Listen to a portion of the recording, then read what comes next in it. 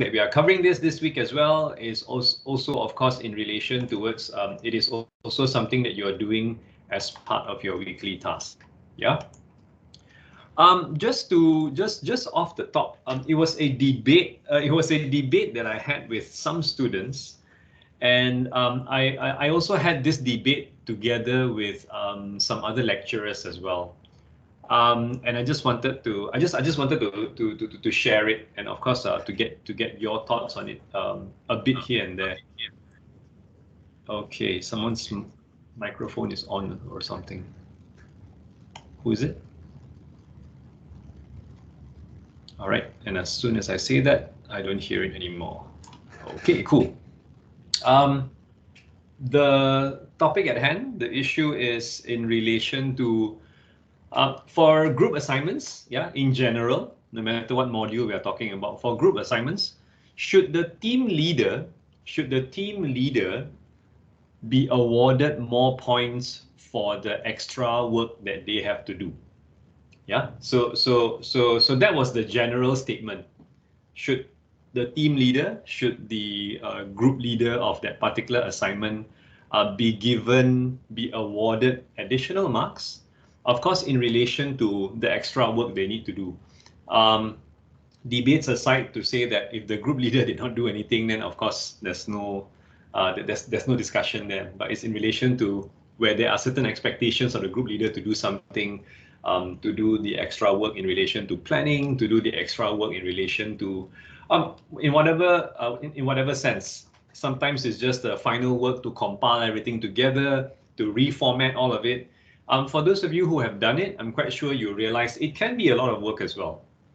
When I used to study, I always volunteered, depending on who is my.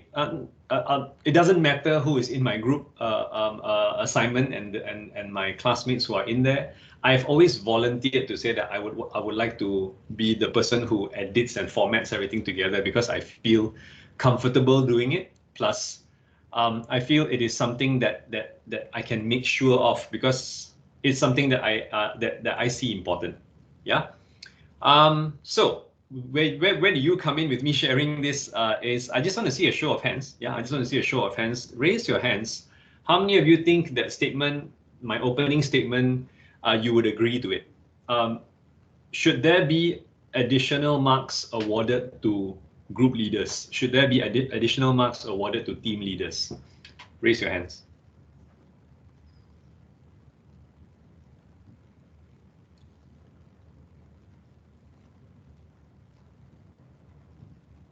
So I see Samuel mentioning something in the chat. In general, yes. Then ask their members to know whether the leader was good. Okay, all right. Yeah, on top of that, of course, that can be explored as well. How many hands are up? It's very low, considering that there are 70 of you in class, and I only see how many hands? Not even about 10 hands now, which are raised.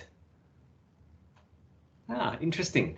So only 1 out of 7 of you, yeah, right, because there's 12 hands up and about 70 of you in class. 1 out of 7 or 1 out of 6 of you who thinks that being a leader should be awarded more points. Yeah. Yep, by the looks of it, that's the number. It goes up and down, interestingly. Thank you. You can lower your hands. I just wanted to share this because I think it's important for you to see that overall, if you do more work in the group, don't you think you should get more marks? Right? In all situations, even if, let's say, you are not the group leader, yeah, you are not the group leader, but you are someone in the group that has done more than other members within the group, shouldn't you receive more marks? To be honest, I feel if this question was my lecturer asking me the question, I would definitely raise my hands and say, yeah, if I do more work in the group, of course, I'm expecting that I am compensated for it. When you're working later as well, don't you think you want to be treated the same way? Your boss, let's say your boss knows that you can do more work and you are good at it, and therefore a lot of tasks is being passed to you, because it is not being passed to other people because they are a bit worried if other people does it, it may not be as good. Yeah. I'll be totally fine. Yes, please give me more work, but some level of acknowledgement or recognition or compensation or and so on and so forth needs to be in place. And I think it's important for you to reflect on this as well as and when you're studying. Be laid back and someone who just wait for instructions to do certain things and then later on expect the same level of rewards with everyone else. All right, okay. So yeah, it's probably more for a discussion. If you have your own thoughts, feel free to just drop it in the chat and to say what do you feel about things like that, or do you feel that no, the leader should not expect anything additional? Anyone who does more in a group should not expect anything additional because it is a group work, right? And everyone is supposed to be evaluated the same way based on the work that has been submitted. But again, yeah, it's up for debate. Like I mentioned, I just wanted to hear from some students from an earlier class with some of the seniors actually, and even gotten this debate with gotten into this debate with some lecturers as well. Okay, all right. So that's my opening of some level of a ranting here and there in relation to the area. Yeah. So as usual, I will always start with a quick recap. Let's hope my quizzes is working fine. Looks like it's taking a bit to load. Oh my. Let me just refresh this, yeah? With hopes that the internet god today will be kind. And interestingly, we are covering a topic on the internet.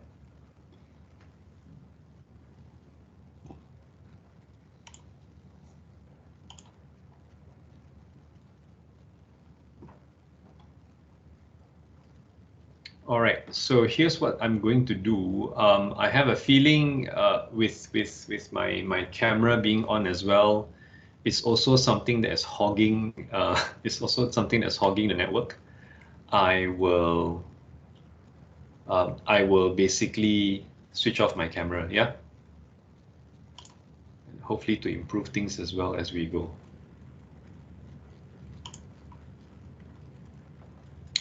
Okay, all right. So I'm assuming all of you can still hear me because that's all I did. All I did was switch off the camera. But of course, if I lag as usual, just quickly let me know and drop a message in the chat if you cannot hear me or if I'm breaking and so on. Yeah. All right. So I see. Okay, now I see the responses in the chat because earlier I can't see it. So Bakar is saying it depends. Aoyang is saying depends on how much extra work they do. Interesting. I think no, because in a group assignment, it's a group effort. Everyone has a part to play. I see. That's group work. Every member should do the same amount of work. That's why task planning is done before starting a task. I think not more marks, but less focusing on his work. But less focusing on his work. I think you probably have to clarify that, Fatih. To be fair, they volunteered because they can. Oh, sorry, that was El Alam. Fatih is here. They volunteer because they can. It's not like group leaders volunteer because they expect to be rewarded. Well, you can. I don't think that is how everyone thinks. But well, that is one way of thinking. If someone does more work, so can expect more marks because he or she has shown more effort than others. All right. So it's good. It's good that we have this discussion going. Yeah. Because I want you to reflect on the same thing. There is no denying that there will be, sometimes there are expectations. Those of you who have not been group leaders before, think about it. Have you been someone who just sits back and go like, oh, I thought the group leader's work is to segregate all the jobs, so just tell me what to do and I will do it. Yeah, to me, those type of members are the ones that does not really deserve more marks because then all they do is just to wait for instructions. I agree with, who was it who was saying? I agree with, yeah, like what Wei Huan is saying. That's group work. Every member should do an amount of work. That's why the task planning in the beginning is important. Yeah, exactly. But I've met so many groups, either during work or even for students who are studying. There are a lot of members, because they're not group leaders, they sit back and they go like, yeah, it's the group leader's task to tell us what to do. But that's where I immediately realized that, so you don't get it. So there are certain team members who are like that. And to them, they're just sitting back and just waiting for instructions. Yeah. So it does not work that way. If it's a group work, everyone works together, everyone contributes as well. The team leader can merely try coordinating certain things, scheduling, compiling work, and so on and so forth. But again, at the end of the day, there can be a lot of additional work involved. Yeah. Everyone should contribute. As far as saying get equal amount of marks, regardless of who are not a leader or not. If someone does less work in a group, the others should not be punished with less marks for it. Oh, Asfar's statement is very contradicting, yeah, because he said, I feel like everyone should contribute and get equal marks. But then suddenly, if someone is not doing work, then that person should get lesser marks, but the rest should not be affected. Yeah. So I think that's slightly the contradiction where the statement comes in from. Okay. All right. This discussion can go on very long. Yeah. Anyway. So this is the topic that we're covering today. These three very important terms that you see here: internet, intranet, and also extranet. Yeah. And of course, looking at different aspects of what we consider internet technologies, we will just go into some level of definition and exploring some examples of the World Wide Web. And then we go into some exploration of what Web 1.0 all the way until Web 5.0 is. We will end with the IoT and as well as challenge basically that is being faced by internet technologies today.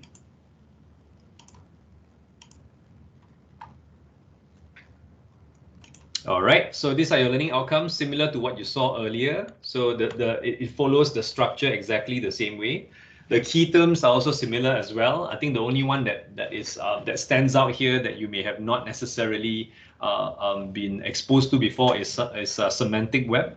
But again, this is a term that has been around for quite some time as well in terms of how they categorize the World Wide Web and internet in general. Yeah.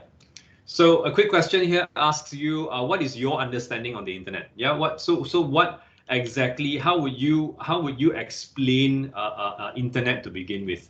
And I always love doing this, and I always love doing this to students. Until today, I still do it to myself. What exactly is that? Is I always ask myself, how would I define this if I'm supposed to explain this to my mother or my father, or to any older generations? Yeah, it can be as simple as that. You may be familiar with the internet. Your parents may be familiar with the internet. I know with your generations, your parents are most of your parents are already on the internet. They are already on social media. They are active on social media. But when the question as simple as what is the internet comes up, how would you explain it? What kind of words do you use? So that's why this slide is here, is to then highlight some of these keywords for everyone to take note of. Yeah, the first line is where how we are able to put things together. Yeah, at the end of the day, is an interconnected network of computers. Yeah. Of course, there is no specified number here. There is no particular number of how many computers will be considered a network. But as long as you are connecting networks together, it can be considered and it can be called internet. Yeah. The word internet itself, of course, if you break it down, it comes from two different words, inter and as well as network. Okay. And when you see that, I think it's quite straightforward for you to then understand that you are trying to look at how this is between networks. That's what the word inter means. Yeah. When you hear the word international, when you hear the word inter school or whenever they put the word inter somewhere, it's always across or between those aspects. Yeah. So inter network is basically talking about across networks. So it's a network of networks. This is another widely accepted explanation or definition over it. But of course, going more into its functionality as well, access information over the web. And the main standard behind the internet is something that you need to be aware of, whether you are a IT student or non-IT student. To be honest, it is something that you should definitely be aware of, because this is the main language, in inverted commas. This is the main language of how the internet basically works. It's based on TCP/IP. Yeah, internet protocol and so on and so forth. So, but of course, when you are trying to define the internet, it's important that you include this word as well: worldwide or global. Worldwide or global, right? Because when we all refer to the internet, we are referring something that is worldwide and it connects the whole world together. So let me ask just a quick question here, the same question you saw earlier. So what is your understanding? So what is your understanding of the internet? Well, at the same time, I just want to see what is being mentioned in the chat. Fathi was saying, if you believe someone should get rewarded for showing more effort, then what about other group members who probably wanted to be group leaders but were not chosen? Do they not get rewarded for showing more effort? Fathi, that was exactly what I said earlier. I'm not sure if you heard that statement of mine. Anyone who does more work in the group should get more marks. I totally agree with that. Even if it's a group work, but anyone who has done more work in the group should get more marks. But why am I highlighting this is that I feel not everyone understands this. Some people will say, but wait, it's a group work. The whole group should be evaluated based on how they work together. If you are evaluating person by person, then that shouldn't be a group evaluation anymore. That should be an individual evaluation. So I'm just putting this up for debate. Hopefully some of you can see where I'm coming from, because it really depends on what perspective that you are taking when you are doing this. Yeah, all right. Okay, so someone said Wi-Fi, unlimited supply of knowledge. All right, so Wei Huan is throwing back my keywords to me: interconnected networks, connect people anytime, anywhere. Something that makes life easy, a group of networks, connecting the virtual world together, delivering what people needs. All right, interesting. Provide a lot of information, convenient network, you can search and find anything you want. I think a lot of you definitely highlight information at the end of the day. Yeah, good. So this is what I was talking about earlier. I mean, include these kind of main keywords as well. Yeah, so it is globally connected. The network is not just in any parts of the world, it's going across. Connecting computers, place where all kinds of electric devices that connected together by the network. All right, okay. A variety of info and communication network, a mean of communicating. It means, I think, a mean of communicating. All right, that's English anyway. A place where connects everyone worldwide, a type of connection. So much of knowledge can be obtained. All right, okay. All of you get the idea in terms of when you are evaluating this as you go. Yeah, wide area network. Okay. I had a question I wanted to ask, now I can't remember it. Electronic air makes the world a small village. Maybe not really small, yeah, Hassan. There's always this term I've always heard that they use, which is global village instead. Yeah, global village. All right, okay. So I think most of you have shared your answers across a network, a variety of information. All right, awesome.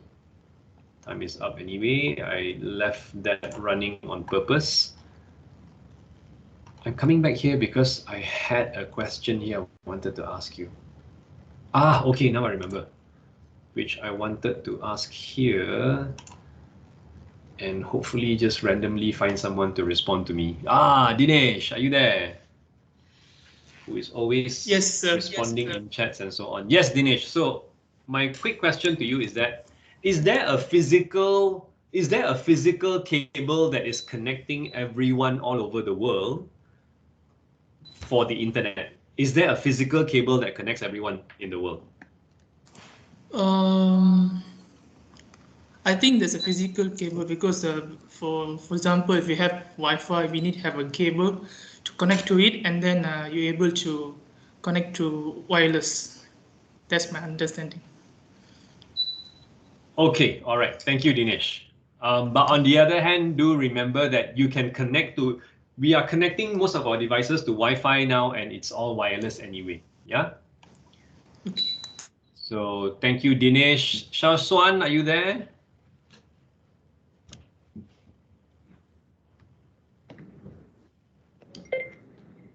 Hello.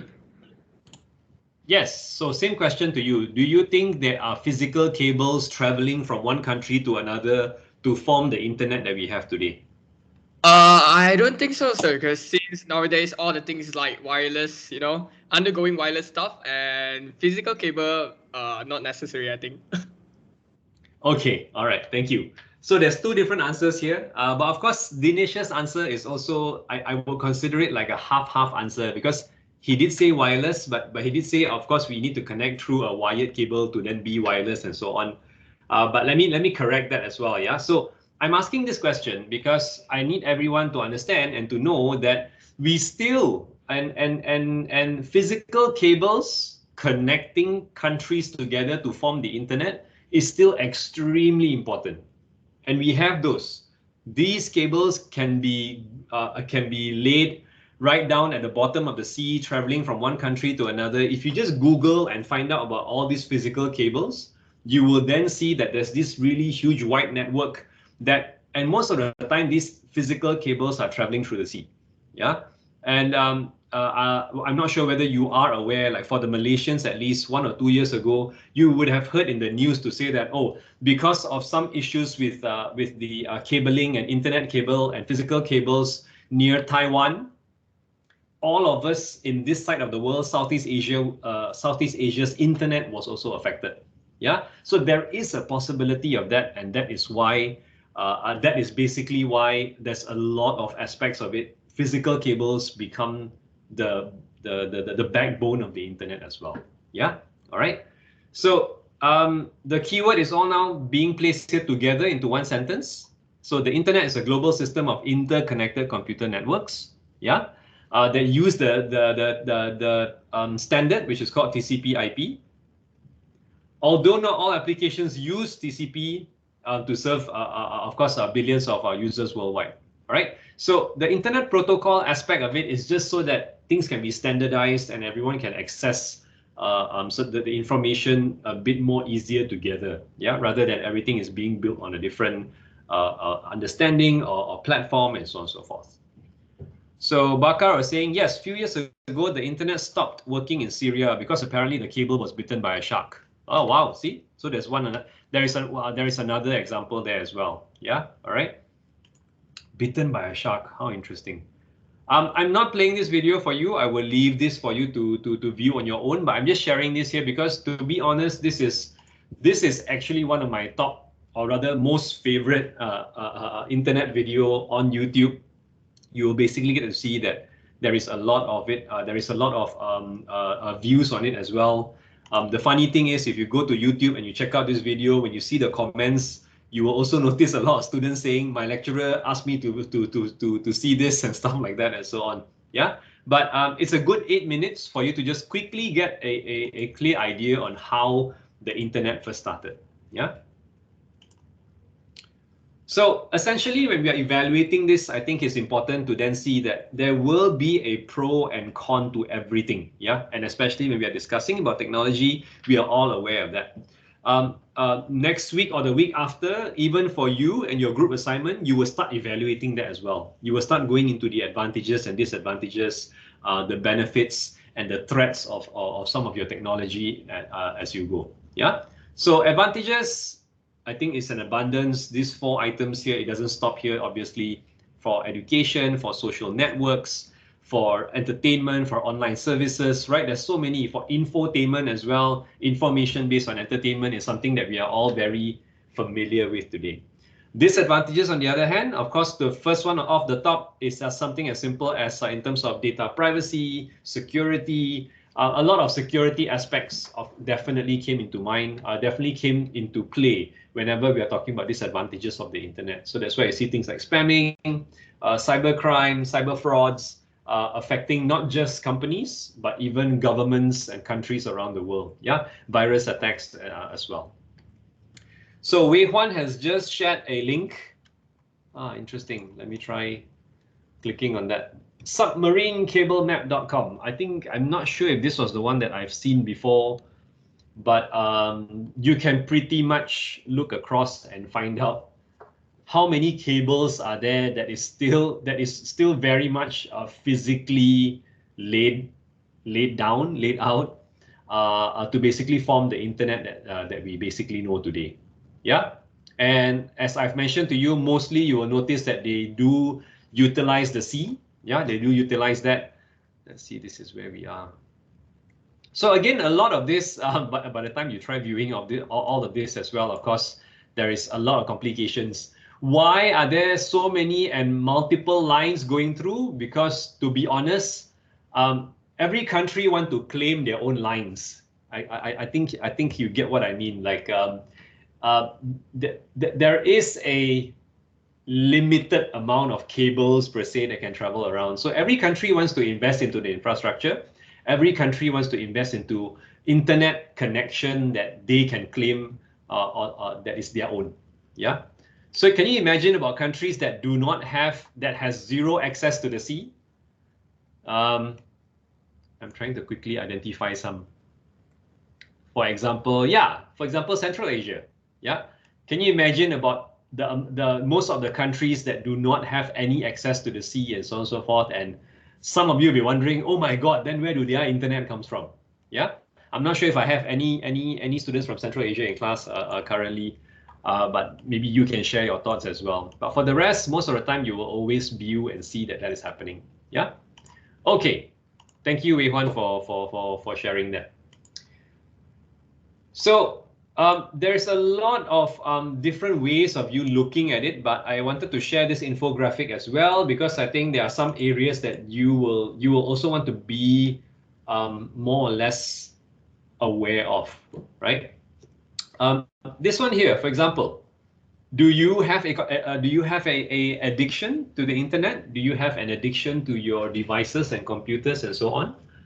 My simple question to you is basically, one of the things that you really need to try out is just go through a day. Yeah, just go through a day. I'm not saying go through a day without internet. Yeah, I'm not saying go through a day without internet. I'm saying go through a day with your phone not connected by data. That makes a huge difference. Yeah, that makes a huge difference. Your people can still SMS or call you. Yeah. Which means all you do is just you switch off your data on your phone. Yeah, try doing that for a whole day. I started off by doing it half a day on a weekend mainly. Of course, I know if anyone needs to call me, they can still call me. People who are closer to me, I do tell them that, oh, by the way, you're not going to reach me through anything that requires the data and internet, which I know is most of the apps I'm using, whether it's WhatsApp or Telegram or Discord or Facebook or Insta or Twitter. All of this relies on data. So I know when I switch off data, I will not be notified. I won't have the urge to go in and check it as well. So I started off with half a day not having access to it. I'm encouraging you to try and do it because you'll be surprised. When I first started doing it, after about 1 or 2 hours, I sat down literally just looking around and staring into space and thinking, okay, what should I do next? I suddenly realized I have more time. Yeah. Well, everyone who does it may have a different effect. Yeah. So I'm encouraging you to do it. Maybe try it out this weekend. Just go half a day first with your data switched off. You can still, of course, like, I don't know, watch TV and stuff, and of course, browse through your laptop and so on and so forth. But of course, avoid social media mainly. I think that's where the bulk of it, as mentioned by Saad, even in the chat as well, right? So social media addiction. Try it out and you'll be surprised of the effects behind it. Because then, of course, addiction here relates a lot to this one here, time wasters and distractions as well, which can then lead to other issues of, as you can see, depression. Some of them are even linked to obesity, exploitation, violent images, and so on and so forth. Yeah, so there's a lot of these areas that may not have been properly addressed overall. All right, so the first term that you need to be aware of is this term. Yeah, it's called intranet. So there's a slight different spelling to it. It's not the internet anymore, it's intranet. Yeah, so inter, just now as I highlighted to you, inter is across, right? Inter-network meaning across network or between networks. Intranet will then be something that's talking about within the network. So that's why the simple, straightforward definition to it is the private network of computers within an organization. And most of the time it is secured. Yeah, so it's either being secured with it is being hosted with its own servers, or there is a firewall built around it. No one can easily access it and things like that. Yeah. So I see two things coming up in the chat. Hassan said, go camping in a place without phone signal. Live in nature. Yeah, I mean, try it, right? do it and try it out and see what the effect is. Like I said, it may have very different effects on different people. So Tina is saying avoided social media, became a full-time anime addict. Any other advice? Well, it depends on whether that is something that is negatively affecting you. Yeah, I'm encouraging people to do it because then you need to find a way around how can you deal with it. And there are many different ways that you will want to try out. Yeah, so if you do consider yourself an anime addict, so it depends on what exactly are you getting from watching so much anime. You will definitely come to a point of asking yourself, so what exactly are you gaining from watching anime? If the answer to that question is you're not gaining anything anymore, then I think that's where you will find a way. That's where you'll start realizing, then why am I doing this? Why am I chasing from one episode to the other, and so on and so forth. Saad is saying switch off the phone. Easy for you to say, Saad, but I can tell you there are a lot of people who will disagree with you and they say, I always ask students to do this, and their first question to me will be like, what if there is an emergency? And I've always heard this again and again, and especially from international students who are in Malaysia, the last thing that they want to do apparently is to switch off their phones, because they say, what if my parents are looking for me? What if my family has an emergency? So I have stopped asking people to switch off their phones. Yeah, Saad? So just to let you know why I didn't say switch off. So the second part here highlights private and secure internal information system, which uses, of course, the internet at the end of the day, going into, of course, internet technology to collect all this information. But here's the keyword, yeah, within the organization. This is basically like an internet within the organization. Only people of the organization can connect to it. Okay, so just take note of that. So Tina says, oh, Dr. Stone, I'm on that as well. Learn making a bomb from kitchen stuff. Life hacks, definitely useful. Whether it works or not, I guess you can find out. Just embrace it, use your phone, watch anime all day. All right, so I'm not sure if that's the advice that Tina wants to hear, Fathi. Okay, all right, so when you're reflecting on the internet, on the intranet, identify the functionalities. The function is the one that always gets you to remember them well. Yeah, access only by authorized persons, especially members or employees of an organization. All right. The main purpose of it, of course, is to share and distribute information or even certain types of resources among the employees and among any of the member of the organization itself. So normally this is a very private network for members of the organization. Yeah. An advice from Samuel. A good one I got is silent your phone notifications, except calls and all of social media ones. Silent is one thing. You will still be very tempted to just go in and check and find out and so on and so forth. But well, yeah, whatever that you see fit for you to try. Yeah, okay, all right. Anyway, so when you're reflecting on the intranet, as you can see, this is something very private. This is something within the organization. Yeah. So it has become very popular. Every company that exists today will have their own internal network, intranet, a private network that only serve the employees of the organization. Yeah. As you can see here, these are the keywords across. Very good for communication, collaboration, it's time saving, it's cost effective. So when you see these benefits, you will always realize that they are very common benefits, business benefits at least. How managing business becomes easier, workforce productivity can of course be impacted positively as well, and any information that is being shared is much more easier for all members of the organization to gain some updates. So the intranet is very, very important for that. Yeah. Of course, on the other hand, there will be issues as well. Whereby, of course, there are three main categories being shown here. Management concerns, first one. Loss of control, hidden complexity, potential for chaos. So loss of control here is because not everyone who now have access to this private network, your level of access may allow you to do certain things. So then management may lose certain aspects of the control because now it has become a bit more decentralized. You're allowing members of the organization to speak to each other, to collaborate with each other. There can be hidden complexity due to the technology. there can be a potential for chaos as well, right? So as simple as all of you are now on Microsoft Teams. All of us, sorry, not just you. All of us are on Microsoft Teams, yeah? Is there anything that is stopping you from chatting with the CEO of the organization? If you think about it, you'll realize the answer is a no. Yeah, the answer is basically a no in relation to that. All right, so I see someone, let me see. All right, Tina's question. Is the Office LAN phones an example of intranet? So the Office LAN phones are not necessary, are not considered an example because the LAN phones are separated from the internet. When internet first started, LAN phones and internet are considered to be something similar. But now, because we have something called broadband, LAN phones are separated on a separated line. The internet can run on a separated line. Yeah, so the LAN phones alone will not necessarily be considered an intranet. And when you think about it, LAN phones are not very private.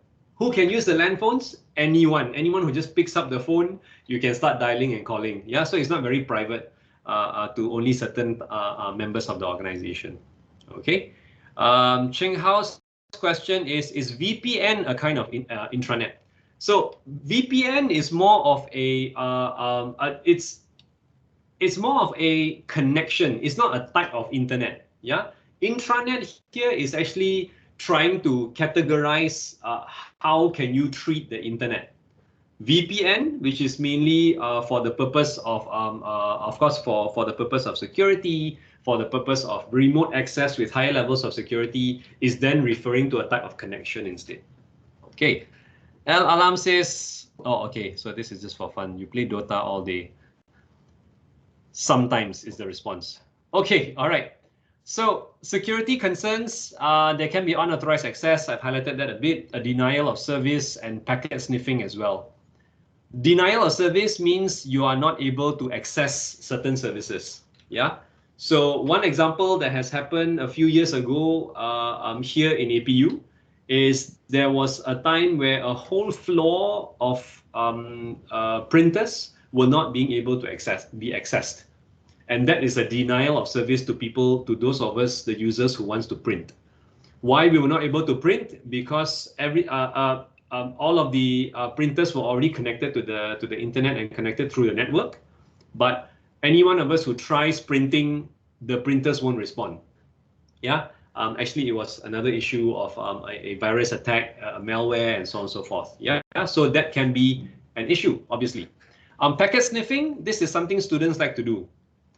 So Wei Huan is saying DDoS attack. Exactly. It was a denial. It was a distributed denial of service attack. You are absolutely right. Yeah, all of our printers were affected.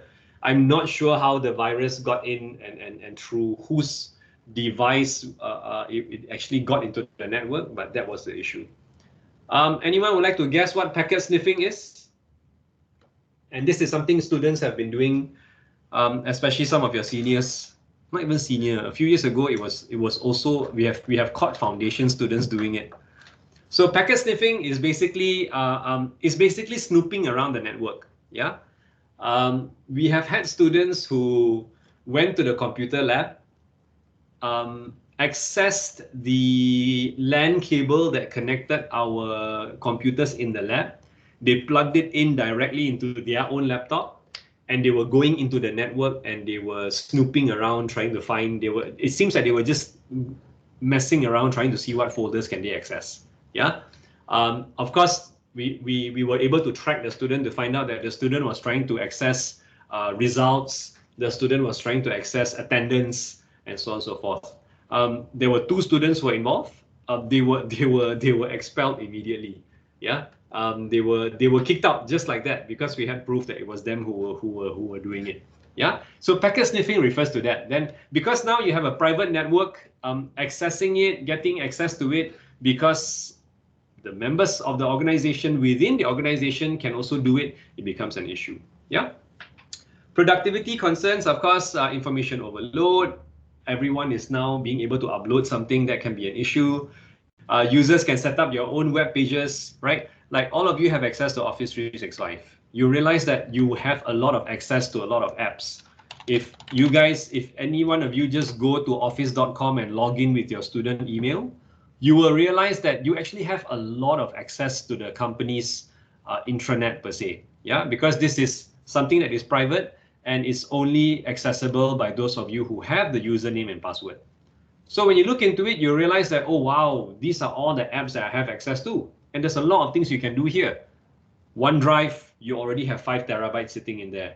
Whatever you dump in there, it is something that you have the right to do so.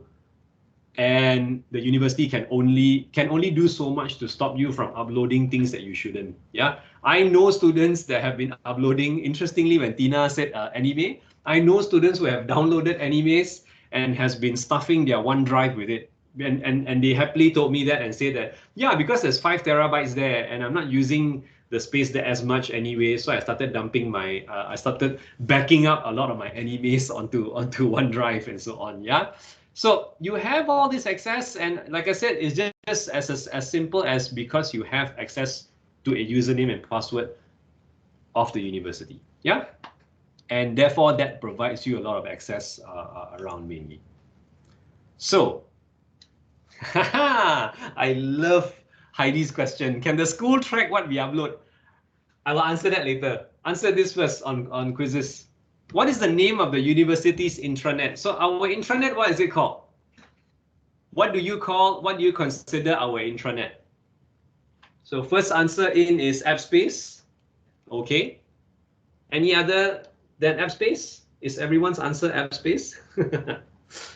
I see AppSpace again and again. APU Cloud. I'm not sure if that's a service I'm aware of, San. I don't think we have anything called that. AppSpace. AppCore, not sure. What's AppCore? AppCore sounds familiar, but I don't think it's... So Wei Huan, by the way, is not called AppCore. All right, so I think most of your answers are the same already. Yeah, so AppSpace is definitely considered the university's intranet. Yeah, because it's easy to identify an organization's intranet. Number one, do you need to log in? If it requires for you to log in to gain any information there, then you realize that is the university's intranet. Yeah, that's the company's intranet, because anyone who's trying to access it, they will need to log in and so on and so forth. Yeah, if any one of you then say Moodle is our it can be considered our intranet, you can be right as well. Yeah, when you access Moodle, for example. If someone here says Teams is considered one of our intranet as well, you can as well, because it's a very private network. Is it involving anyone outside of the company? No, it doesn't. So Teams can be considered our own intranet. Your Moodle can be considered our own intranet as well. Yeah, because for example, I can just find anyone here. If I'm searching for another person here, I can do so. I can message each other. You can collaborate here. You can communicate here. And of course, it's only limited to members of the organization. In this case, is academic staff as well as students. Yeah, so these can be considered an intranet as well. So anything that requires a login, anything that requires you to be authenticated before you use the service can easily be considered an intranet. All right. Okay, moving on. I do not want to answer Heidi immediately. Can I? Can I not answer her immediately? Maybe the question should go back to you. Heidi, what do you think? Yes or no? Your opinion.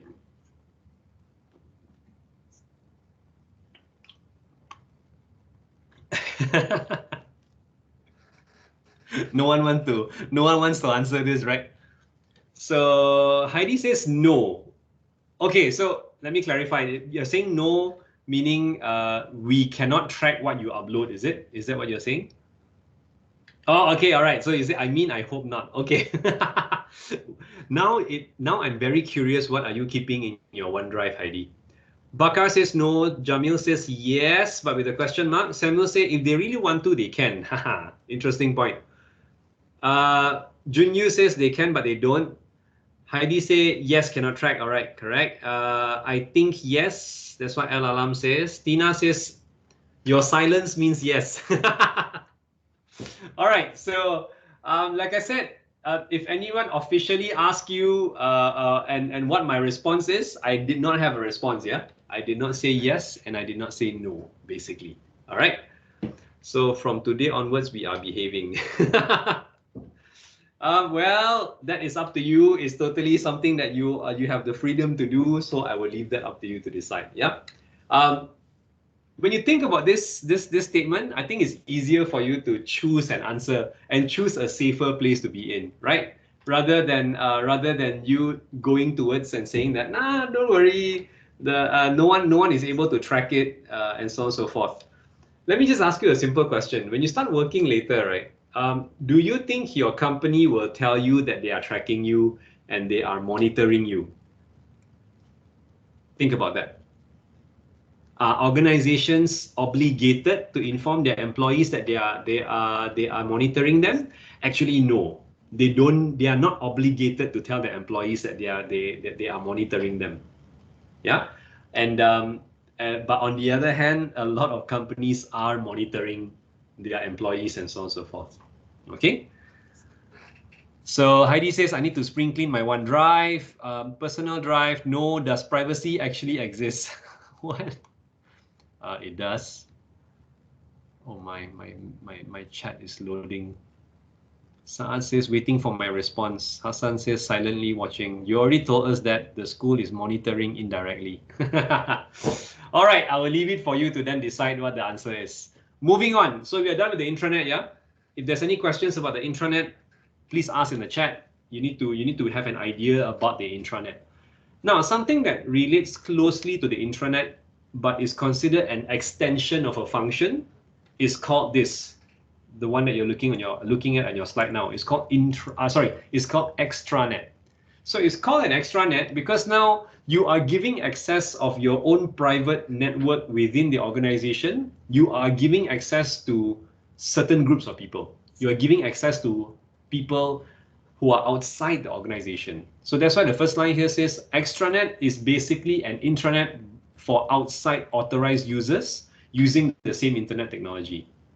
Yeah. So when you think about it, then you realize, okay, so basically if you reflect about APU, suddenly you realize that, all right, so this is APU trying to give some access to people outside the organization. So it can be our partners, it can be our suppliers or vendors, it can even be our university partners, it can be parents, for example, right? So your parents, for example, are not considered directly authorized users of the intranet we use in the university, as all of you would know, because they don't have any access. Yeah. But if we provide some access to them, then they can be considered authorized users. And when they are accessing the intranet, now this is then called an extranet. Yeah, this is called an extranet when it involves outside authorized users. As simple as that. Before I ask you this question.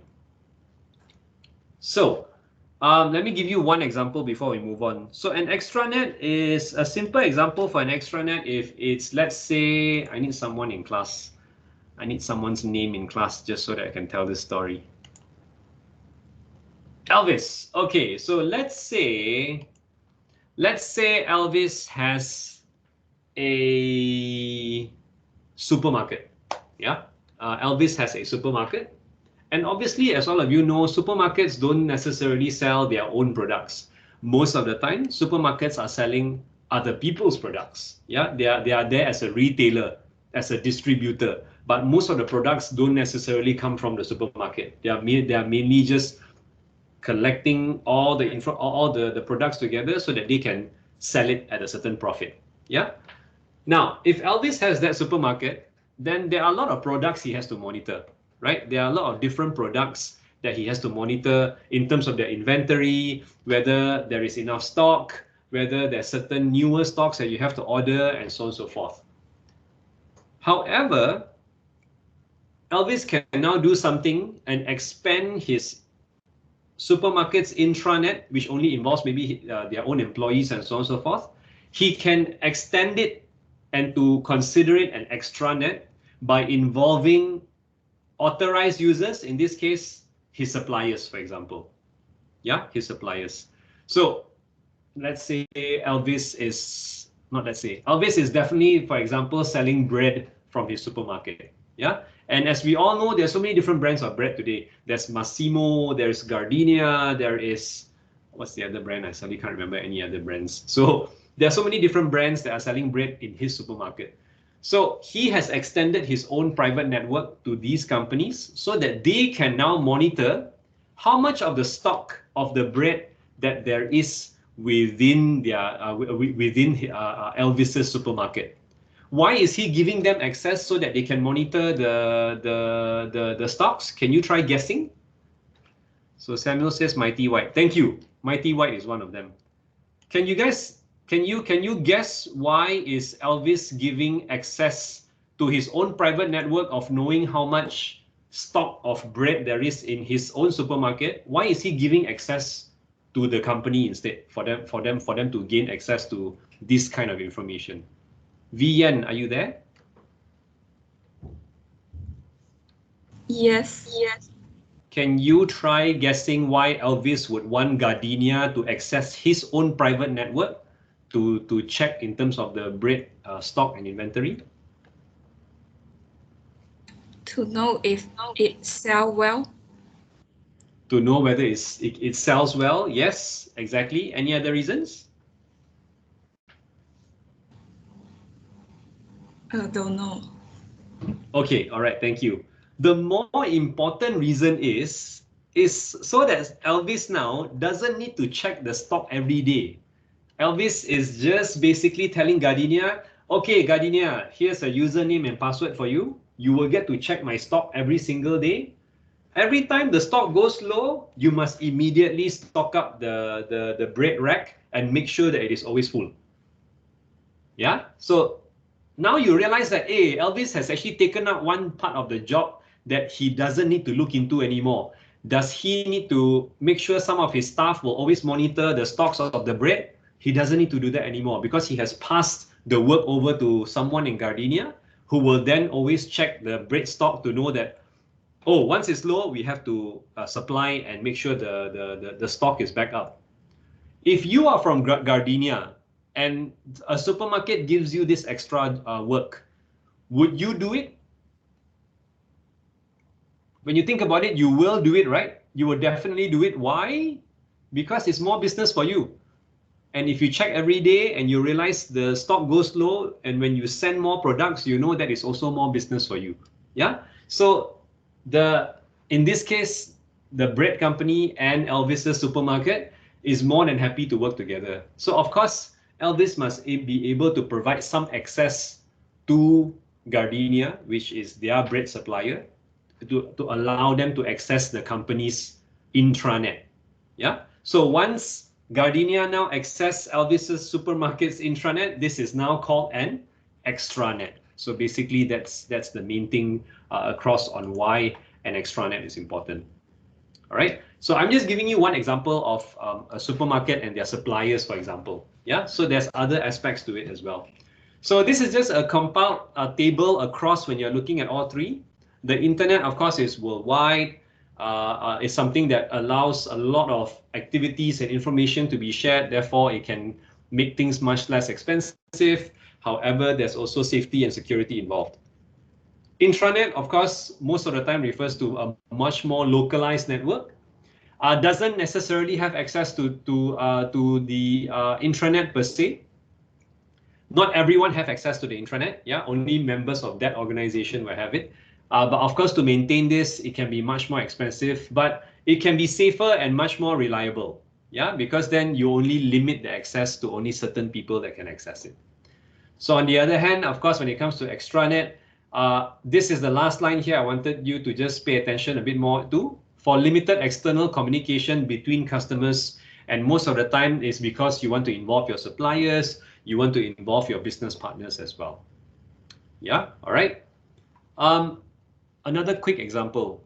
Universities like to also provide access, extranet access. For example, APU and our partner in the UK, DMU, yeah, De Montfort University. We do share an extranet together. One example of the extranet service, why is 2 different universities want to share a network together? The library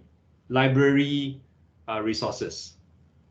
Why is it beneficial to each other? Because anything that we have, students of DMU can now access.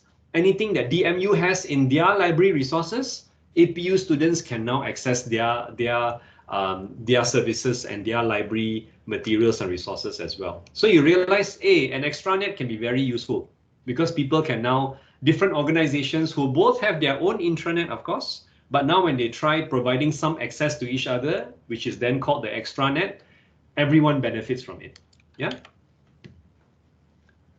So this is another way of looking at it when you are trying to visualize it. So you have the intranet, which is the most privatized one in the middle. That's why only the company is involved here. The extranet is the next layer, whereby you can involve suppliers and partners. Of course, the internet covers all of this.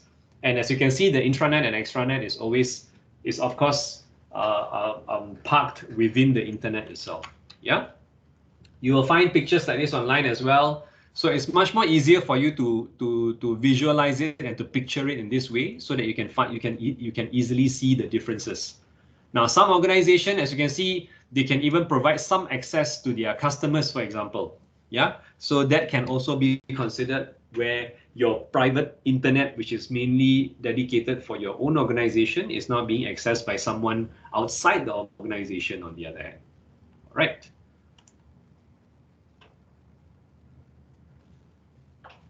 So this is one link that you can look at with examples as well. Yeah, so there are sites like this that likes to provide details going into it. But I mentioned this last week and the week before as well. I'm going to mention it again. These types of resources, that the ones that I'm also sharing with you, they can be useful for extra extra reading. Yeah, but they are not necessarily useful when you want to use them as a reliable academic reference. All right. For additional reading is fine for you to get some ideas and then look at certain information, identify keywords, and then you go and search for more reliable references. That's what you should do instead. Yeah. So I'm only sharing this because they are very, very good reading materials for you to get an initial idea. All right, so the first 3 is done. So when it comes to internet technologies, I think you are definitely aware, because you are, or rather we all are, the end users when it comes to the internet technologies. So one of it, of course, that has basically gone into a lot of extent, and a compilation, or rather a database of all the web pages that we see around, are all sitting on something we call the World Wide Web. Yeah, commonly known as the web. It's basically how we access the internet. Yeah, the network is one thing, but how do we get onto the network is by accessing it on the World Wide Web. All right. So essentially, is basically for a method or a way of accessing documents. Of course, it can contain any type of this media that is being highlighted here, and it of course also involves hyperlinks to allow you to move from one page to another. Right. So on the World Wide Web, essentially, what are we accessing? We are all accessing web pages at the end of the day. Yeah, they are all individual web pages that we are looking at on the World Wide Web. So as part of the World Wide Web, what technology supports it? Obviously, number one, there must be a server involved. Yeah. So you just have to the other quick way to just understand a server is as simple as this can be a much more larger scale of a hard disk sitting somewhere, because you may have, your company may have a website, but your website still needs to be stored somewhere, right? And normally all these are being stored on servers. That's the terminology that is being used. So in other words, of understanding this easier, this is just like a very extra large capacity of a hard disk sitting somewhere physically. Yeah, it is sitting somewhere physically, that's for sure. It's just that now this web server allows anyone to access it from anywhere in different parts of the world. The browser, obviously, will then be considered the application or the program that helps you access all these different web pages around you. So I'm not sure if all of you know this person. If you don't, then today onwards you will know him, and his name is Tim Berners-Lee. Yeah, why is he actually supposed to be very popular? But again, not everyone knows him. But he was the one who invented the World Wide Web. Yeah, so it basically started off in aspects that he was looking at it more as a repository where documents can be stored and certain web pages can be stored. So he was looking at it more as a repository, but of course, how it has grown to what we see it today. So that's why he is one of the, this was back in the 90s when this all basically started, yeah? So when you are evaluating the evolution of all these web technologies, so it's important to see that there has been different waves of how websites basically work. Essentially are the three different generations of the web that you see in front of you here now. Web 1.0, Web 2.0, and something called Web 3.0. 1 and 2 is the easiest to differentiate. Yeah, I'll give you 30 seconds to look at the arrows. Hopefully you can look at the arrows and understand what is different. Yeah, because the wordings are the same. Published content, user-generated content. Published content, user-generated content. And this normally brings me towards finding someone to answer this. Heidi, are you there?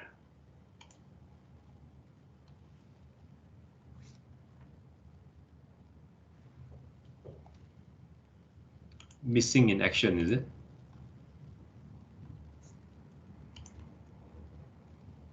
Can switch on your microphone, please?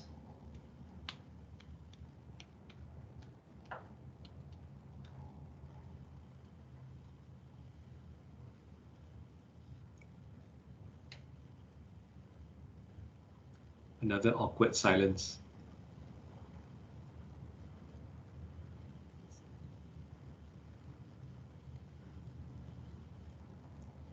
Have you tried? So I hope you fix it at the same time, but it was fine a few days ago. All right, I'll give you the benefit of a doubt, and next round, I hope your microphone is fixed. Winky, are you there? Yes. Okay, when you see this, right, and you see the arrows here, what do you first notice the difference between Web 1.0 and 2.0?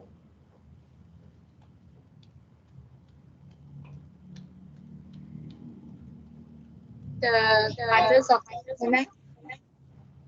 Numbers of? The number of users. Number of users have, yeah, correct, has obviously grown. But I'm trying to focus on these arrows here. What do you notice is a difference when you look at the arrows?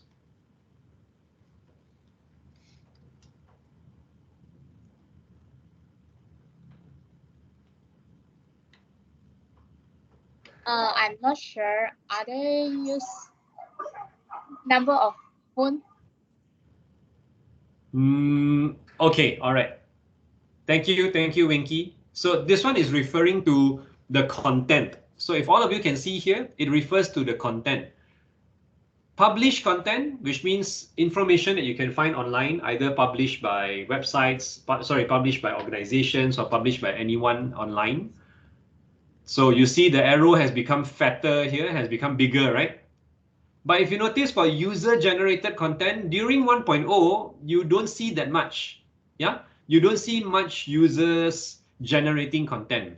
But by the time you reach Web 2.0, you notice that it is a much more higher in terms of the amount of user-generated content. So that's the main difference when you look at Web 1.0 and 2.0. 1.0 is a lot with read-only web. You go to the web, everything is very static, you're just receiving information. But with Web 2.0, users now start becoming involved. They are the ones not just reading, they are also writing and contributing content, right? The easiest way for you to think about this is look at social media. All of the content on social media. Does Instagram or TikTok as a company need to create their own content? They don't need to, because they already have all of their members and users doing it on their own, right? And other members and users are the ones looking at each other's content. So you don't see it as just everyone goes onto the platform to then receive information. Everyone goes into it to contribute information mainly as well. Yeah. So across the different generations, as you will see here, developing of the internet in the beginning, shopping carts and static web. So the word is always static, right? There is not much interaction. The website is just for you to read. But when it comes to Web 2.0, more interaction. As a user, you can start writing, you can start contributing content. There is much more higher level of interactivity. Yeah, you get to decide what you want to see on the website. Web 1.0, which is the early years of the website of the internet and the World Wide Web, all the information is basically in one web page, and you have to scroll from the top to the bottom to then look at all the information. Yeah. Web 3.0, on the other hand, is something that's being highlighted with this word very evidently, which is called the semantic web. So I will talk about the semantic web in a bit. So when you are first looking into Web 1.0, descriptions are being shown here. So as highlighted, users are limited to only read the information. So I think you can imagine it, right? The website is there and you can only read. You can't do anything else on those websites. Yeah. Samuel is saying the ratio of user-generated content has increased. Yep, correct. I think that was from earlier when I was questioning about the arrow. Thank you, Samuel. No active communication or information flow. Yeah. So because the static web is just meant to be a one-way traffic, one-way information of just letting the user see the information and end of story, case closed. Yeah. So in this era, of course, users are just there to search and to read. You search, you find, and then you read. So very little interaction and content contribution. When you move to 2.0, you notice a lot of this starts happening. Users doesn't just go there and read anymore. Users are sharing, users are collaborating. And from the examples, I think you can easily understand why Web 2.0 has changed the website, has changed with the World Wide Web a lot, right? You see there are hosted services, web applications, video sharing sites like YouTube, wikis like Wikipedia and all the encyclopedias which are online, which are all contributed by people, yeah? Blogs, social media, there's also Foxonomies, which are like the other example. This is an older example, but the example today would be like Pinterest, yeah, microblogging, which is Twitter, podcasting, content hosting services. So you start noticing that the users are able to do much more now. A lot of aspects of sharing and collaborating is available for Web 2.0. So when you are trying to compare across the two of them, so I'll just leave this table with you. You can see, you can actually look across and to see how they are different as well, right? In terms of one being static and the other one is actually being much more of a functionality that you can use. So Web 2.0 has been coined a lot and is actually very highly supported because of what it can do. So availability is being considered a positive point here. The variety of the media, the ease of usage, user-friendliness, knowledge building, dynamic learning communities as being shown here. So a lot of this is contributed by the Web 2.0 technology. All right. Now, Web 2.0 has been around for a very long time. So this brings the question towards, so what in the world, or rather, what is Web 3.0 on the other hand? Yeah, so it's being highlighted here, as you can see, it's not just read and write, but aspects of execution can also take place as well. And this can actually be done by the internet itself, by them either interpreting or trying to analyze data. Yeah, so Web 3.0 actually has a lot to do with data analytics. Yeah, it has a lot to do with data analytics. Some examples are shown down here. A lot of applications that sit on Facebook, the Google Voice Search, Apple Siri, for example. So what it is able to do is it is able to link a lot of information together. Yeah, I will give you a very simple example of Web 3.0. Is your Instagram connected to Facebook? And is Facebook connected to your Instagram? Yes or no?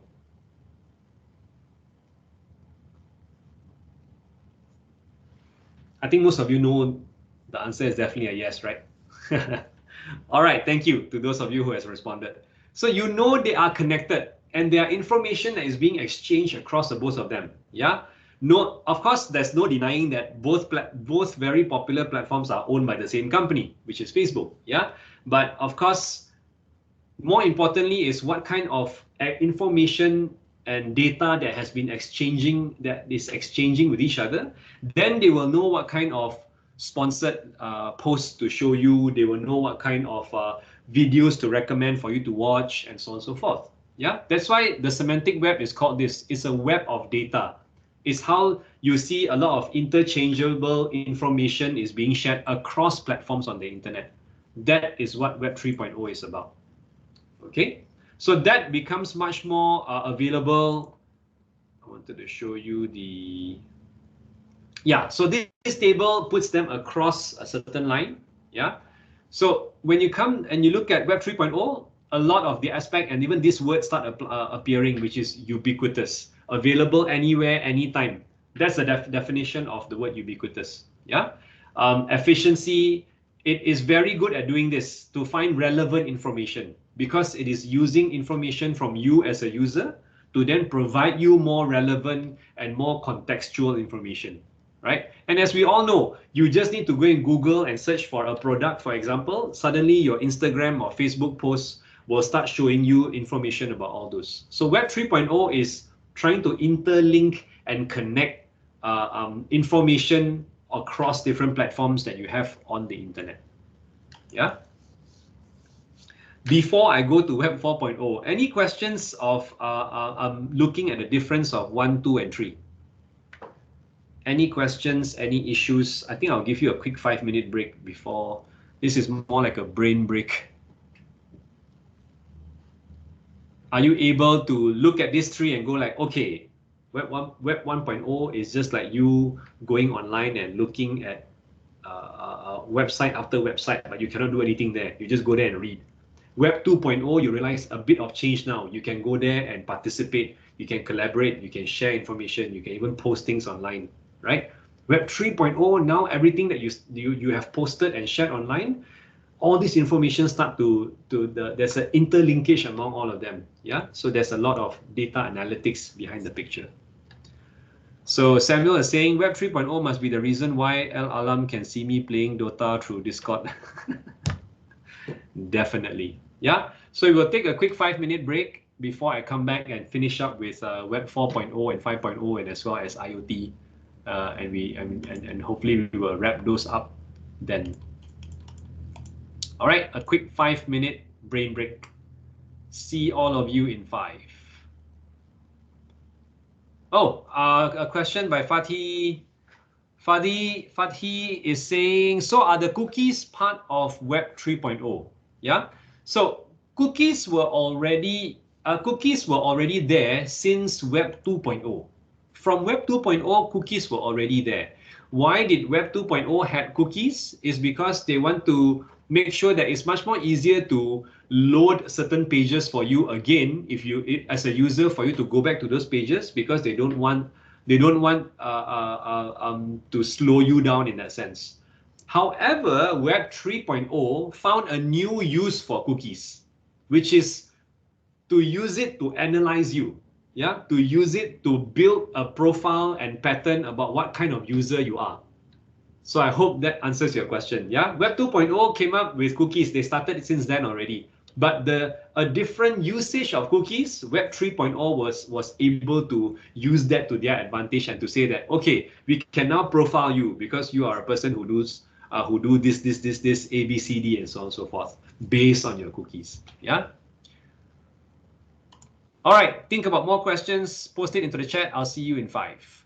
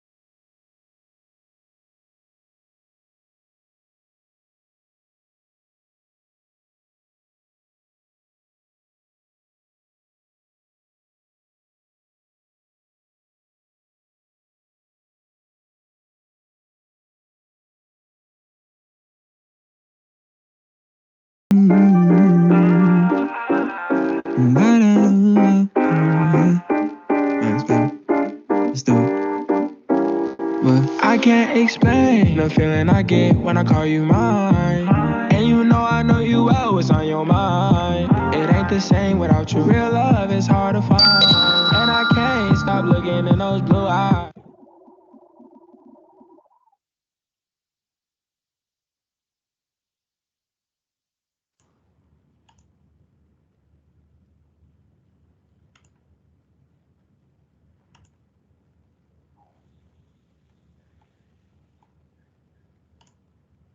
All right, welcome back, everyone. If you can hear and see me, do raise your hands.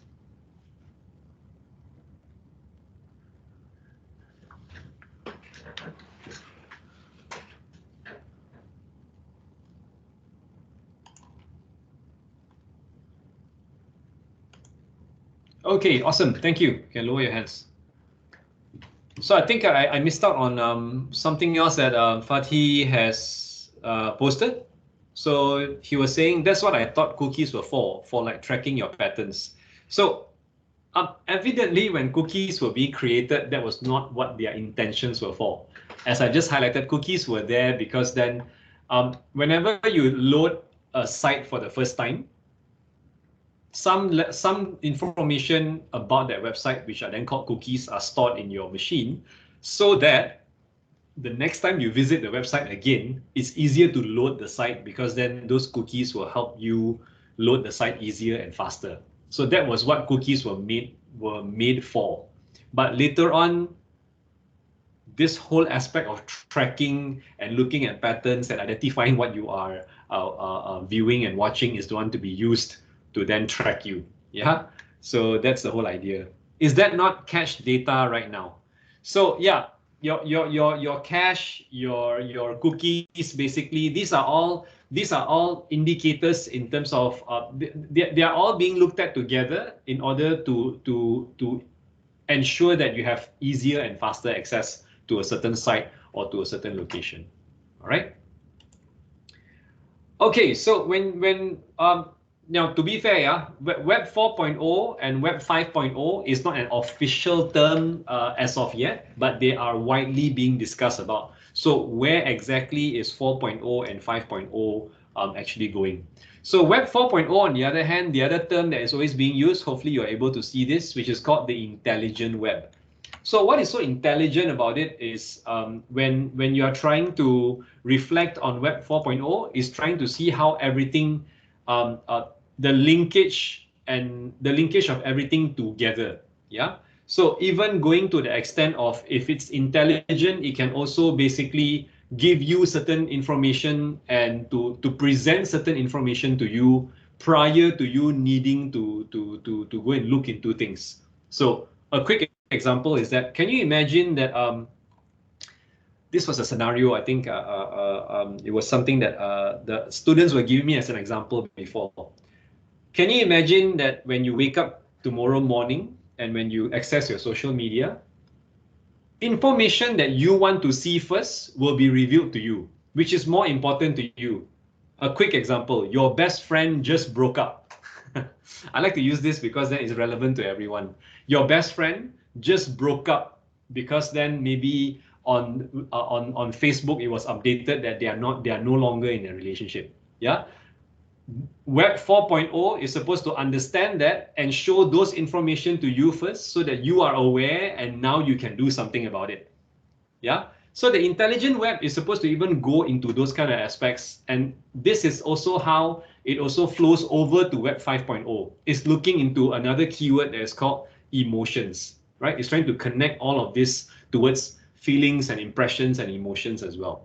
Yeah. So Bakar is saying, is the smart download function on Netflix similar to Web 4.0? Not necessarily. That still falls under Web 3.0 because it's a very direct. It's a very direct indication on why those series or movies that you're watching, there will be some of those being downloaded because those are the ones that you have either indicated that you liked before. It's a much more direct instruction being given to Netflix, and that's why it knows what to download for you or similar across the different genres of what you like and so on and so forth, right? Those are more for recommendation at the end of the day. So I just wanted to quickly go into this for a bit. There's a lot of discussion about this recently in the last month or so as well. I just wanted to see a few responses coming in. I won't necessarily wait for all of you to respond. Yeah. So I think most of you will have some or a bit of idea here and there. For those of you who don't worry. You can just Google it after this as well. So what have you heard about Metaverse? So I think Bakar has highlighted is about virtual life, a virtual world, virtual space, second world. All right, awesome. Good to know that most of you know to some extent on what is it about. Yeah. Oh, wow. Wait, one, is this a Google version and a Google answer? Because this is a very extensive one. But okay, fine, good. I just wanted to see how many of you were somehow aware and have some form of an idea. Even NFTs, some of you are highlighting this here as well. Yeah, I'm ending the question here, yeah? Because I think we are also going to run out of time as it's already 6 p.m. now. So when it comes to Metaverse, it is a lot reflecting about Web 4.0 and as well as Web 5.0. If you notice, is trying to do what? Is trying to bring Web 4.0 and 5.0 is trying to bring the physical world that we have into the virtual world. That's why you notice some of your friends earlier, they wrote there, oh, this is like a second world, combining VR and AR and so on and so forth, so that you being in the virtual world very much feels like you are being in a physical world as well. Yeah. One example is as simple as, can you imagine if you know about Facebook Marketplace, or if you know about shopping through Facebook, can you imagine that now they built a whole virtual city and you are going through the city and you're walking around all these virtual shops, but actually those virtual shops are the representation of those companies, right? So you can just imagine you're walking in town and then you pass by a shop that says Nike. And then you get to go into that virtual shop and then start looking at shoes, looking at apparels, and then start shopping. But basically that virtual shop is then hosted by Nike themselves. So instead of you doing this in the real physical world, you are now doing this in the virtual world instead. So Metaverse was supposed to go into those kind of aspects as well. And that's where Web 4.0 and 5.0 is trying to move towards and to establish themselves. And that's why this brings us also to the very evident information, important point of IoT after this. Yeah. So emergence of Web 4.0 is then trying to close this gap further between the human and machine communications. Yeah. So it becomes much more seamless as well across. As highlighted, if some of you know what Second Life is, I'm not going to open this. I thought if we had time, we were going to explore this a bit further, but you can go and check out what Second Life is about. What I've just explained to you was something that Second Life started doing from the very beginning. Yeah, ever since they started their platform, you can have your own avatar. While you are in there, you are walking around in a certain location or a city, and you see other people passing by you, and those are basically all other users. Yeah, so your avatars can meet. Your avatars can, there's a lot of things you can do. If some of you have played SimCity before, it's like a replication of that. So in there, you can find someone, you can build a family together, you can buy a house, you can go. But a lot of this are to a certain extent can be replication of something very real. What do I want to link that to? It's just like NFTs. If all of you look into what NFTs are about now, and these are all virtual assets that are worth actual money, you realize that you can also still do that with all these other assets within. If you have bought a piece of land in Second Life, it means you do officially own that piece of land and so on and so forth. What do you want to do on that land? You can continue doing it. You can buy more assets and build on it and do other things in there. Open your own shop, start selling to other users that are walking around in the digital world and so on and so forth. Yeah. If this is 4.0, what will 5.0 be like? Just think of anything and it will happen. Yeah, I guess so. But again, like I said, 5.0 was not necessarily an official terminology yet, but it's something like a rumor. Yeah, it's something like a concept as of now. So Horizon Worlds is of course the whole thing about Metaverse and Facebook coming up with their own virtual reality and digital world. So I'm sharing this with you as well, because then these are all examples moving towards Web 4.0 and 5.0. Yeah. So on a day-to-day basis, a lot of our appliances are becoming smart. That's what I want to highlight here. The keyword here is this. There's a lot of smart appliances around us. A lot of our appliances around us now can actually help us make, or rather can help us basically take decisions and also make decisions on our behalf. Yeah. Businesses. So you see this, I was just highlighting this to you. Development of 3D browsers using an avatar. A shopper goes around virtually, you travel around, you walk into showrooms, you meet other people through an avatar. And of course, I think you've seen enough movies that relates to this as well to see how everyone, like if you look at how Ready Player One is in terms of the movie, you need to imagine that. You can be situated in a location somewhere, but your avatar is going around and experiencing everything, and everything is quite real to a certain extent. Yeah.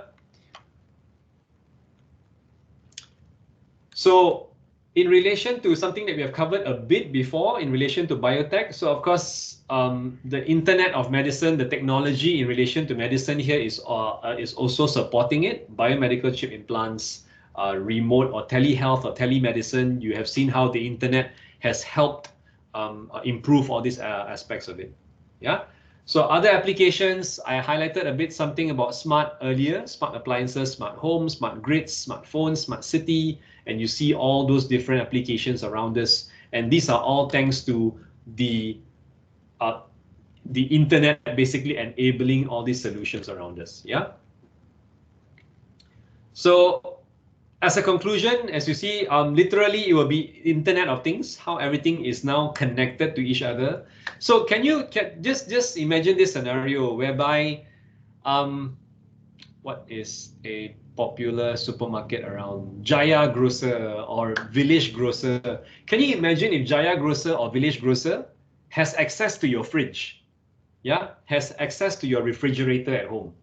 A lot of information and a lot of decision can be done and made for you without much of your intervention. Rather than you spend the time to go and do grocery shopping or go online and try putting everything in your cart and ordering it, from a day-to-day basis, Village Grocer's app in your phone will just notify you, hey, your eggs are finishing. Hey, your milk you have probably one more day to use your milk. Oh, these things in your fridge is expiring. It's time to throw them out and buy new ones, you know, and that's the whole idea behind it, on trying to improve, rather to make things a bit more productive in your life.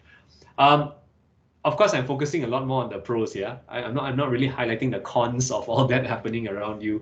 There's this joke and there's this meme going around as well, whereby when you go and order from a fast food restaurant, yeah. When you go and order from a fast food restaurant, you're ordering through a kiosk where you click and then they know exactly who you are. And when you order a burger, the response for them to you is that, oh, you shouldn't have this burger because your cholesterol is very high. So this is what, of course that's meant to be a joke. But on the other hand, you realize that, hey, if all the information is connected, even restaurants you go to can suggest proper meals and food that you should be having in relation to taking care of your health, for example. Yeah, whether all of us would prefer that and like that or not, that is again another question looking into it. Yeah, the refrigerator will dominate the kitchen. So this is a website, additional resource materials I want you to look at. You can go into it and check out this particular blog that was being written by this person. So last point, and hopefully to cover this before we end the day, is IoT. Yeah, so Internet of Things is embedding technology into your day-to-day items, but more importantly, it's not just embedding technology, but also finding ways for them to be connected and linked together. Yeah, when you think of IoT, I always like to start off with the easiest examples that you can relate to, which is a smart home.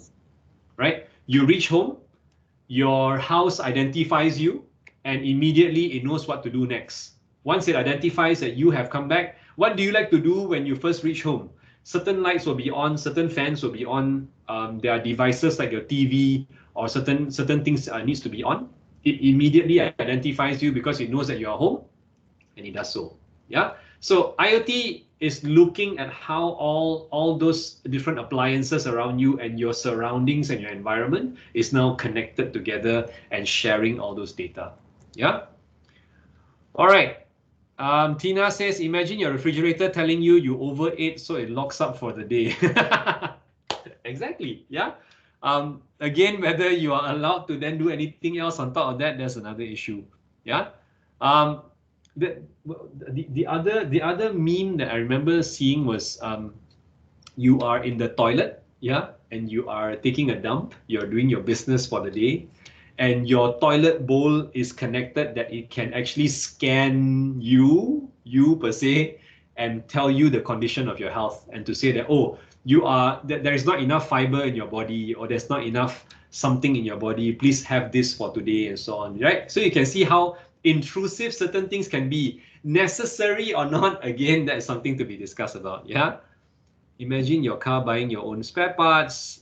Quite cool if I could have one. Yeah. So some of you will see it as something that is good. Not everyone does. All right. Warn you that your boss is angry today. Don't look him in the eye to reduce your chance of getting fired by 99%. Anyway. All right, so IoT is trying to achieve that. This is becoming more and more apparent today. Why? Because linking your devices together is becoming cheaper and cheaper. It's becoming easier and easier, especially for a user to do it. So your devices can now interact because they can share data. More importantly, they can also collaborate. Like I highlighted the smart home just now, right? Your Wi-Fi connection knows that you are home. It then collaborates with your house lightings and also devices and appliances to switch on whichever is relevant, and therefore sharing this experience and building that profile about you as well. Yeah. And of course, all this is then trying to reduce the whole aspect of an intervention that is required by the human to always give instructions. So collecting, sending information, receiving and acting on information, and of course, trying to see how, if those two activities can happen together, and to what extent and to what aspects can that be beneficial to a particular user. So when you reflect on IoT, remember there can be different pockets of information here as well. Yeah. So how is data being processed and digested? How is data being transmitted? There's so many different technologies for this information to be transmitted. Wi-Fi is one, RFID is another one, Bluetooth is another one. Yeah. How is it being processed? How is it being visualized and being presented back to the user? What further analytics and tracking and prediction can actually come out of it? So IoT's intentions are very clear. IoT's intentions is just to create this ecosystem around so that everything is connected together, and therefore it's much more helpful for you as well. Yeah. One very interesting application that came out of IoT is as simple as a function from the Apple Watch, for example, yeah, there, which was I think early this year, if I'm not mistaken. There's something called fall detection, yeah, fall detection, which means if you fall and there is a evident impact that you fell, and then the watch continues tracking you and realizes that you are not moving anymore after that, that information can easily be translated to you obviously got into an accident, right? Something has happened to you and you are motionless after that. So those information can now be processed to then say that obviously the emergency or the authorities need to be contacted, and your emergency contacts need to be notified. Yeah. So then, and location can be sent out to then say where you are, because now after the fall, you are now motionless. So obviously something bad has happened, and then those information can now be processed and be and much more efficient, much more productive. The right parties will then be informed of such an information required. Yeah. So that is just a scenario of the application of IoT. So IoT in healthcare is also there. This is definitely a very valid point, providing real-time data. Yeah. So I just gave you an example of how a real-time data can also happen as well. So as you will know, a patient can basically get well and recover much better if they're at home. But of course, now that they are at home, how do doctors or nurses or any healthcare providers can then monitor them properly? But with IoT, this can now be happening also from the comfort of your homes. Yeah. So these are a few examples here. Remote patient monitoring.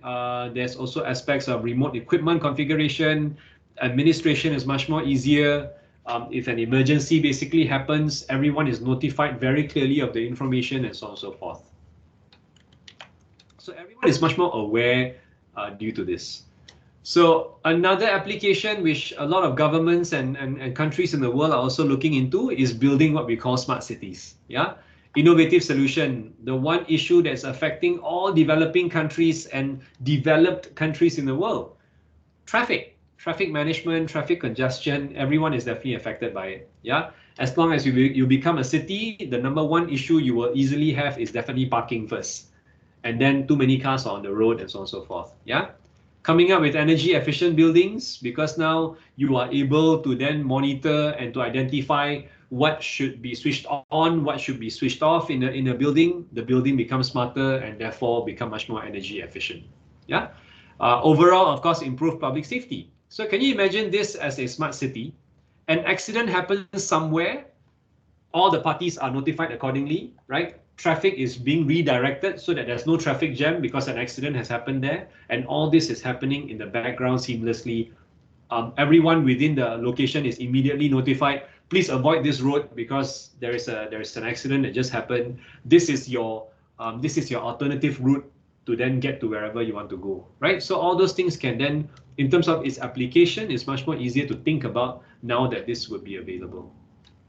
So it doesn't just stop at smart buildings or smart healthcare or smart energy. So you see other aspects as well: smart transport and traffic, as highlighted earlier, smart society, smart payments. You start seeing this a lot even in KL as well, in Kuala Lumpur as well. Yeah, like smart parking applications are already there, quite evidently there across the major states in the country as well. Yeah. In agriculture is where IoT is happening as well. We spoke a bit about drones before being used. And this is also something that is supporting it. So farming activities can be much more precise, smart irrigation, knowing when to water the plants, when not to water the plants, and so on and so forth. Yeah, smarter greenhouses as well in terms of how you can monitor your crops overall. Yeah. Will this be real before we die? Trust me, it is definitely becoming very real now. It's just a matter of whether you are within those industries per se. Like the one I'm showing you here now, Dreams Tech Solutions. Yeah, they have all this off-the-shelf solutions readily available. It's just they're just waiting for a farmer to go to them and then say, "I want your solution, so that I can do all this. I can diagnose diseases of my plants easily. I can have looking at level of fertility, water, stress, irrigation, crop yield analysis, smart data, soil erosion, field monitoring, as you can see, using drones. All these are very much currently available today. Yeah, a lot of these applications that I'm sharing now are not even the ones that will be happening. They are already there and ongoing. Yeah, so this is then highlighting about industrial automation. I will show you this instead, because as part of IR 4.0, one of the main fields and industries that were definitely highly impacted is manufacturing. So as you can see, off the top here is just showing you the whole supply chain, from manufacturing plant to a global facility inside, like marketing and so on and so forth, your customer side, global operations overall. A lot of this information from the manufacturing and production level of it, all the way until how is this being distributed and being transported, to how they are then global operations like marketing and sales and so on and so forth will work. Everything can be very interconnected now. Yeah. Do not worry too much about the details in each of these boxes here, but I just wanted to show you at least like a full version of it in terms of you seeing from start to end on how IoT can improve this whole situation. So other applications of it, disaster management, I highlighted like an accident earlier. So you realize it's much more easier to handle everything if a lot of these are connected together. Prediction is much easier, preparedness, response, recovery. In Malaysia, for example, IoT applications has gone a lot into flood management. Yeah, there's a lot of universities that were also thinking about all these solutions in relation to flood management, because there are certain parts of Malaysia that is still very, very prone to flood, right? So a lot of those are then being looked into which definitely relates a lot into disaster management. Yeah. So with all this interconnectivity that can happen is something definitely much more evident in relation to highlighting how these solutions can basically take place. All right, so as a future scope here is just looking into what are the focus when it comes to IoT. So there's a lot of focus into energy, right? Being energy efficient. Security as understood because of how seamless and how everything is connected together, aspects of security. I think someone, Wei Huan written earlier, then there will be no privacy, yeah? So those aspects are also security aspects to be considered. And much more importantly is looking at how things are real time. So identifying gaps in between is definitely very important as well. Yeah. So based on these gaps, you can then see how real time is it when you say that something is real time, the information is real time. How real time is it? Because then you are trying to reduce that gap as much as you can. Yeah. An accident happened. How soon is everyone notified, and how soon can help be given towards the victims of the accident, for example? Yeah. So there are main predictions. I just wanted to share this infographic with you. They are just giving examples at the bottom, and also the good thing is that there is also addressing COVID and the pandemic here. So I will leave this to you to explore and to look at in terms of the infographic. So there are many different areas on the future scope of IoT. The interesting part about this picture I'm showing you to you now is that it relates to a lot of the chapters we have covered before. Yeah, the different types of technology, even into biotech, for example. There's a lot of those that are being addressed here as well. Yeah. So the main challenges, of course, looking at the issues, this was highlighted in the first few slides. Security issues, spam, viruses, fraud, identity theft. Of course, internet can be very open as well towards certain aspects which are very questionable in terms of its ethics. Things like child pornography is then widely available, pirated songs, movies, software. All of you, I'm quite sure you can anyone in class say that you have not been involved in anything that is pirated before? Yes, no?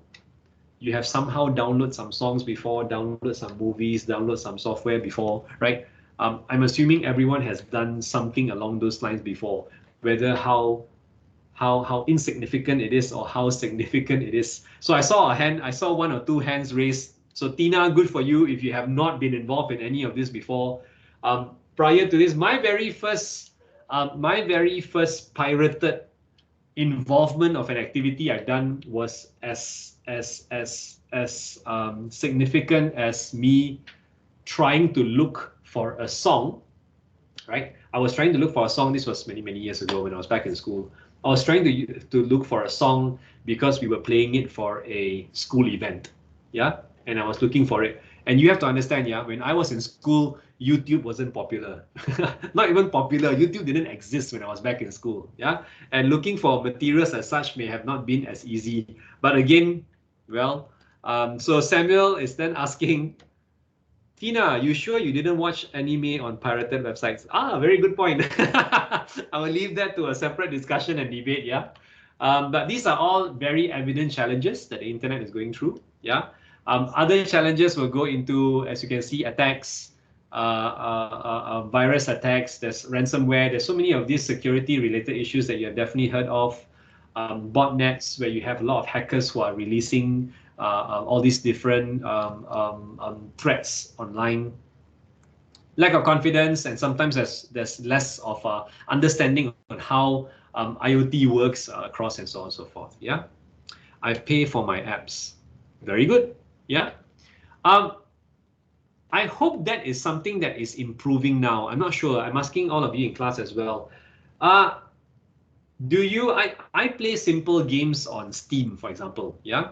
And I noticed there's a lot of people who don't necessarily buy those games. And I think it's important to just support, right? To just support in terms of, if you like a game, then buy it, right? If you like a game on Play Store, you like a game on your App Store, and so on and so forth. You know, there is some form of support that then goes into the picture, whereby you're not just doing it because, yeah, fine, those things are free.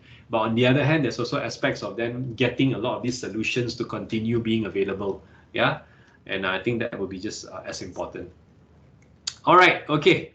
Save money. So there are many different challenges. This one infographic, I like it a lot, and I'm sharing it with you because I feel it covers, it is quite holistic and comprehensive. Yeah, it covers all the areas that we were trying to highlight earlier.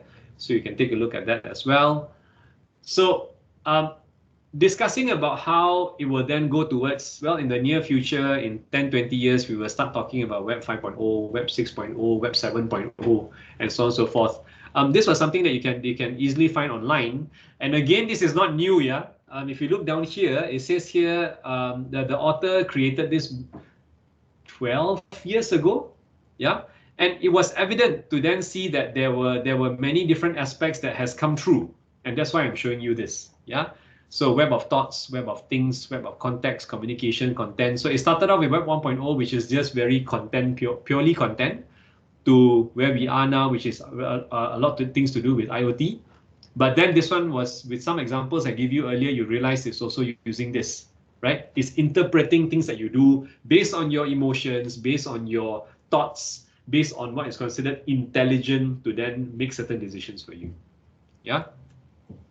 I would buy it when I start having a salary. My dad won't buy any because he doesn't see the point of me playing games. Agreed, Asfar. Can only support if our wallets got self-support. Here is you saying it. When you start working, I would definitely look forward to whether you will start doing it or not. Yeah. It will be interesting then to see it. Okay, awesome. We are done. Next week, by the way, I'm covering not just one topic.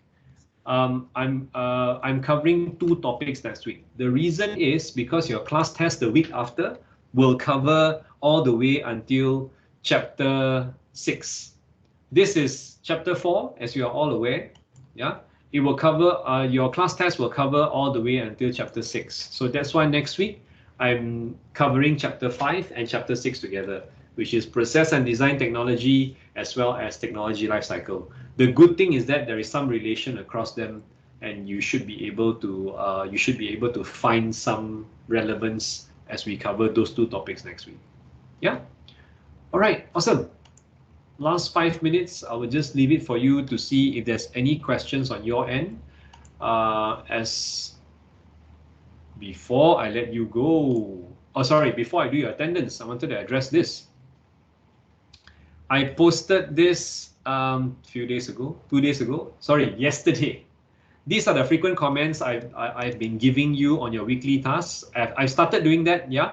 I started giving you comments. I saw some of you started sharing it with your team members, which is good. So please continuously do that.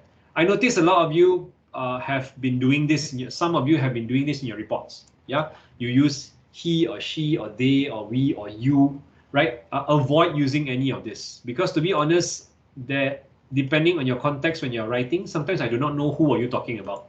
When you suddenly use they, it makes me think, if I'm reading across your whole work, it suddenly pops up to me to then think about, oh, wait a minute, who's they here again?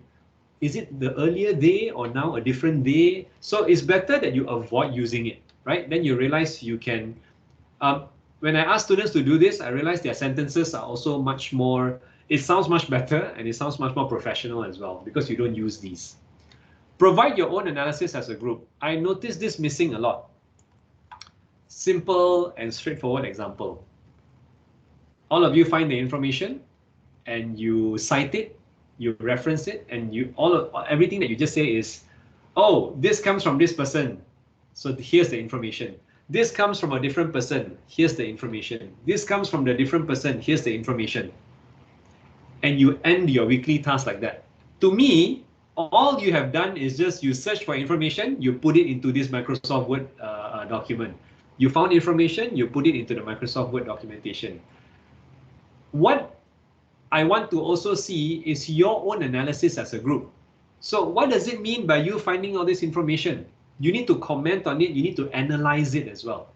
Yeah? So include those information, include those description as well. Otherwise, all you are doing, all 4 of you in a team or 5 of you in a team, all you are doing is just find from internet, paraphrase, understand it, reproduce it. Find from the internet, understand it, reproduce it into your document.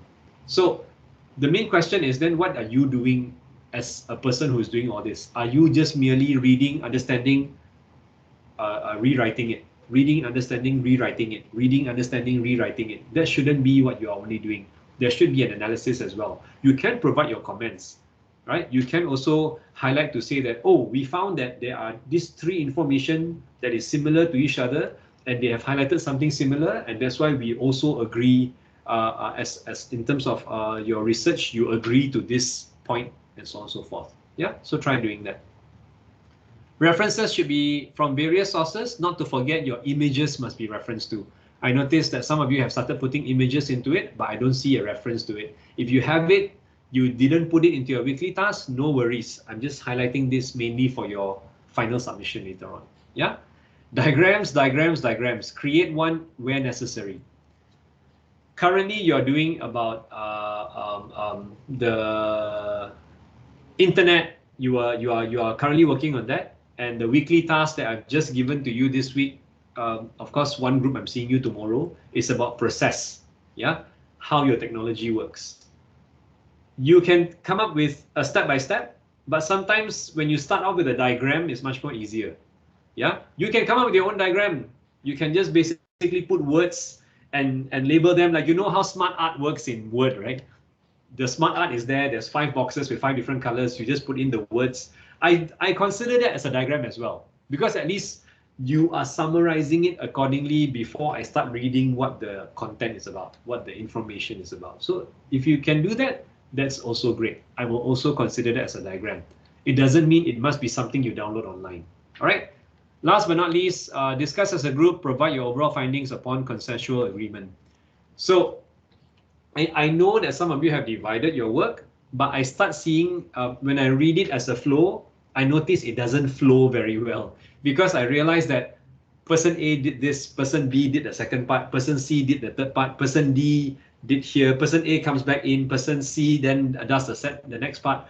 Sometimes there is no proper flow looking at your work. So please identify that and come to an agreement as a group. Okay? That's all I needed to say here. Okay. Alrighty. So yeah, that's it. I will take your attendance now, and if you have a question, you can just stay back for a bit, because we have a bit of time. I have to leave as well quite soon. But if you don't have a question, as soon as you are done with your attendance, you are allowed to leave. All right.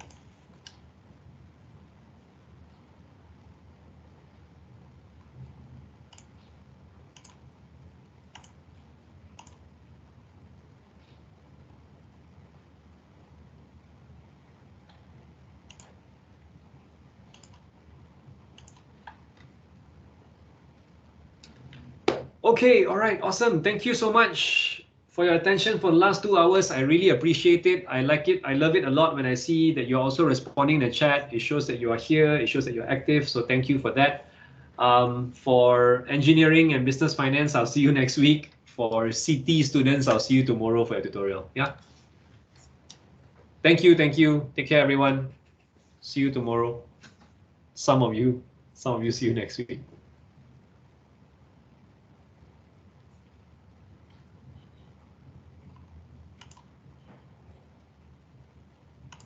Thank you, sir. Thank you, sir. All right. Take care. See you. Bye.